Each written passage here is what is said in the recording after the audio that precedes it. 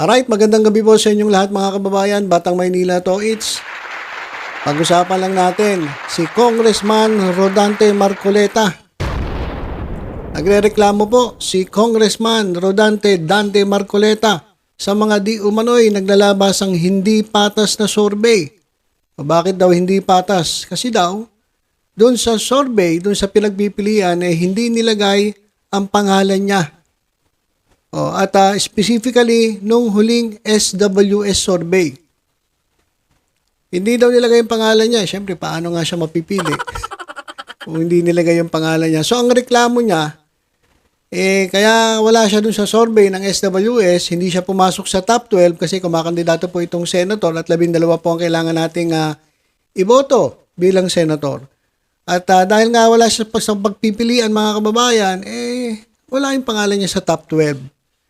Kaya masama ang loob niya. Pakinggan natin, ito nga sinabi ni Marcoleta mga kababayan. Survey, SWS. Ang ginamit nilang listahan, 4 pangalan. Opo. 4 pangalan, magtataka ka, doon sa 4 na yun, wala ako doon. Media company ka na nagpo-promote ka, nagbabayad sila sa'yo, pagkatapos ikaw magsasurvey.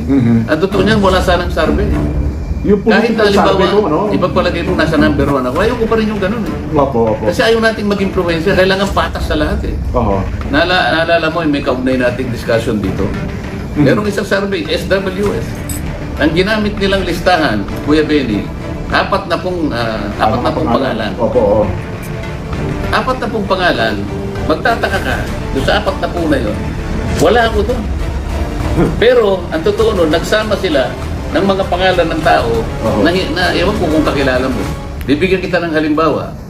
Naglagay sila ng pangalan na Adonis Jerome, Adonis Jerome. Andamo Jocelyn, Arambulo Ronel, Doringo Mini, Floranda Modi, Opo. at Ramos Danilo. Doon sa mga nabanggit kong pangalan, sino doon ang kilala mo?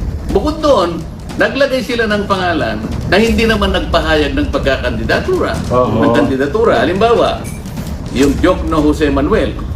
Ito yung Chel Diokno. Okay. Hindi naman nagpahayag ng pagkakandidato bilang senador. Oo. Franklin Drilon, lalo namang hindi nagpahayag. Wala silang, hindi sila nagpahayag ng COC. Richard Gordon, wala rin. Opo. Rodrigo Duterte, lalong-lalong hindi nagpahayag ng senatorial candidacy. Leni Robredo, Opo. Gilbert Teodoro. Pero ito nilagay nila. Pero si Rodante Marcoleta talagang ayaw nilang ilagay. Meron mga plano ito eh. Okay. So yan mga kababayan, yung reklamo ni Congressman Rodante Dante Marcoleta. O dun po sa isang survey, meron siyang specific na survey na sinabi Wala lang tayong kopya nung resulta ng survey na yon. Pero isang survey daw ng SWS, ang nangyari, hindi sinama yung kanyang pangalan. At meron mga sinama mga pangalan na hindi tumatakbong senators. Kaya sabi niya, may plano itong mga to. Bakit kayo nagpapasurvey, tapos wala yung pangalan ng mga totoong tumatakbong senator? Kaya nagreklamo si Marcoleta mga kababayan. Pero kung titingnan ninyo, yung mga survey, itong mga huling naglabasan, kasama siya sa listahan ng pagpipilian. Actually, ito papakita ko sa inyo mga kababayan. Pakita ko sa inyo. Malakihan natin. Okay. Ito po ay Pulse Asia. Ito po, naglabas sila ng survey para po sa senatorial preferences November 26 to December 3. Ito, tingnan natin. Baka sabihin niya wala namang pangalan niya kasi marami pong survey firm ang nagpa-survey nakasama yung pangalan niya. Ang problema, ayaw lang talaga sa kanya ng tao. Alam mo, pilitin mo yung tao na masama ka sa top 12, kung ayaw naman talaga sa'yo. Ito, patunayan ko lang. Pakita natin dito sa Pulse Asia. Ito mga kababayan, Ito. Itong nakikita niyong mouse natin. Yan sa screen, yan yung mouse natin, Ito yung mouse natin. Ayan nakasulat Marcoleta Rodante. Tumatakbong independent. Pero alam ko sa picture taking, sa photoshoot ng mga PDP laban. Kasama siya eh. Kasama siya, inampun siya ng PDP. Pero independent candidate, etong si Marcoleta. Okay, so kasama si Marcoleta. Yan dito sa Pulse Asia, pero hindi po siya pasok sa top 12. So siguro hindi ka na magreklamo ngayon, Marcoleta. na bakit na nagpapasurvey kayo? Hindi naman ako kasama. Kaya sabi nga niya dapat wala na yung survey na yan Alam niyo, nagagalit siya sa mga survey kasi hindi talaga siya pumapasok. Hindi po siya pumapasok sa top 12. Kawawang nila lang. Tapos sinisisi pa etong SWS. Ang dami nagpapasurvey. May survey ang Publicus Asia. May survey din ang Pulse Asia. Sa Publicus Asia, alam ko, wala rin siya sa top 12 eh. So, huwag mo idahilan yung survey ng SWS. Siguro matagal na yung survey ng SWS na hindi siya kasama. Huwag mo sisihin yung SWS kung hindi ka kasama sa top 12 at hindi ka pinipili ng taong bayan. Bakit ka naman pipili ng taong bayan kung ayaw niya sa'yo? Bakit ayaw sa'yo? Saan ka ba kumakampi? Ang dami po ng mga nanonood dyan po sa Quadcom. Kitang-kita naman, obvious naman na ang pinapanigan mo ay etong si Sara Duterte. O tapos, asa ka pa? Asa ka pa na magugustuhan ka ng taong bayan? Kaya ito si Marcoleta, sir, wag mong sisihin yung SWS. Sabi, sana wala na rin mga survey. Sana wala na yung Pulse Asia. Sana wala na yung Publicus Asia. Kasi, hindi nyo sinasama pangalan ko eh. Ito, napakalinaw. Pinakita ko na nga eh. Kasama ka, O Marcoleta, Alam pang ilan ka? Pang 22 to 24. Ayan ang ranking mo. 22 to 24 ka lang. Ang kailangan natin sa senator, 1 to 12. 12 lang. So, kung pumasok ka sa dito sa 10 to 15, yan, pwede ka pa, may pag-asa ka pa. Pero ang layo mo, sir, eh.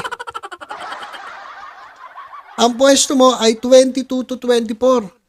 Pwede siguro kung lahat aalisin ng congressman, senator, at 24 ang iboboto, papasok ka. Pero kung 12 lang, huwag ka nang umasa, sir.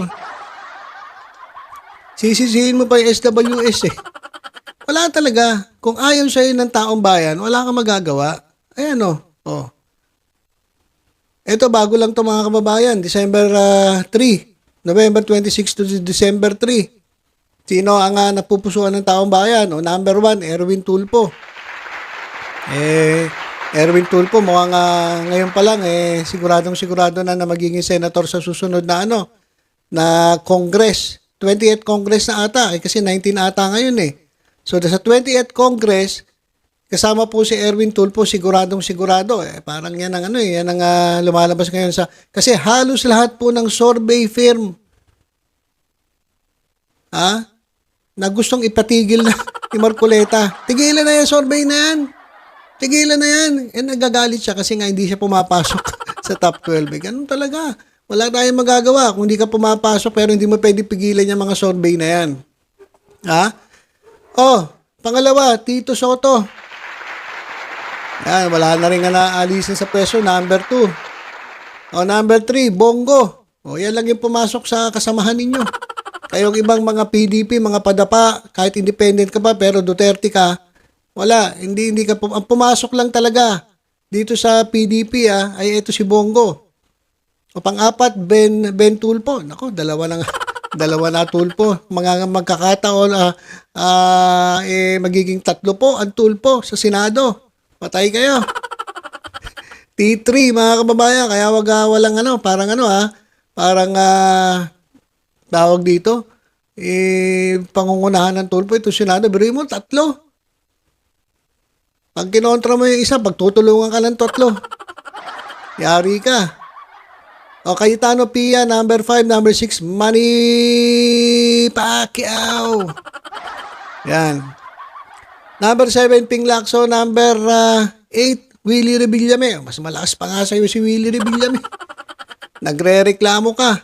Nagre-reklamo ka kasi wala ka talaga sa top 12. Marcolets. Ilan na ba to? 1, 2, 3, 4, 5, 6, 7, 8, 9, Bong Revilla, 10, Abi Binay, 11, Lito Lapid. Talo ka pa ni Supremo eh. Lito Lapid. At number 12, Amy Marcos.